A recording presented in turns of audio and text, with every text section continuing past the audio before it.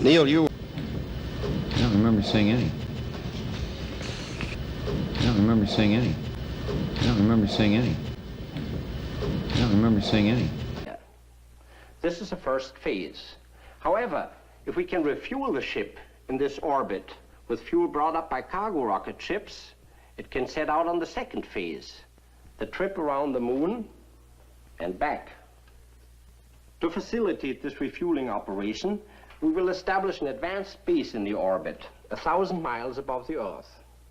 This advanced base, or space station, will be headquarters for the final ascent to the moon. Our space satellite will have the shape of a wheel, measuring 200 feet across. Its outside rim will contain living and working quarters for a crew of 50 men. Just below the radio and radar antenna is the atomic reactor. Its heat will be used to drive a turbo generator, which supplies the station with electricity.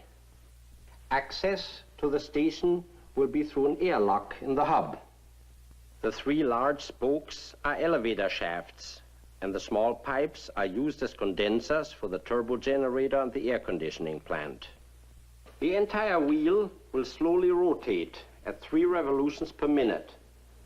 The resulting centrifugal force will produce an artificial gravity for the men in the rim.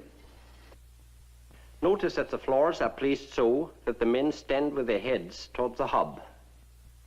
The wheel is divided into 9 sections. The first section is headquarters and communications. The next section will be for Earth weather observation and prediction. Military reconnaissance experts, aided by powerful optical and radar telescopes, will observe every point on the globe as the space station makes its complete trip around the Earth every 2 hours. Next is the emergency hospital section.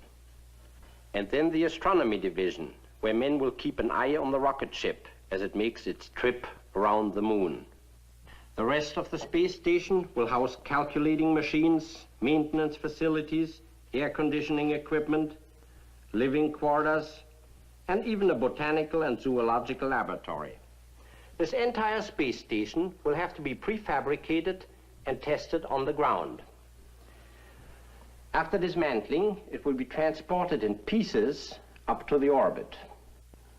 For the difficult job of reassembling the structure, we have provided a new type of spacesuit.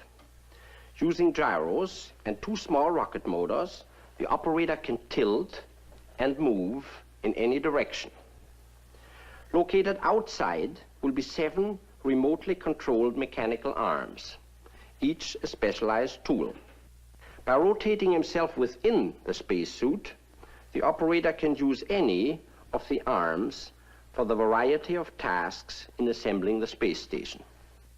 When the day arrives for construction to begin, the thousands of parts for the space station will be transported to the orbit by our multi-stage rockets.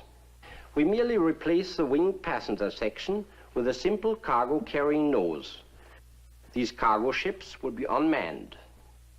A passenger rocket, 1,075 miles above the Earth, will guide each of the 12 approaching cargo rockets to their rendezvous in the orbit.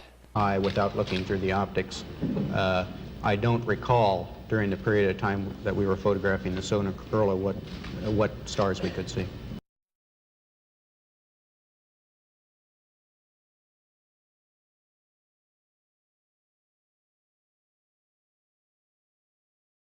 I don't remember seeing any. Neil,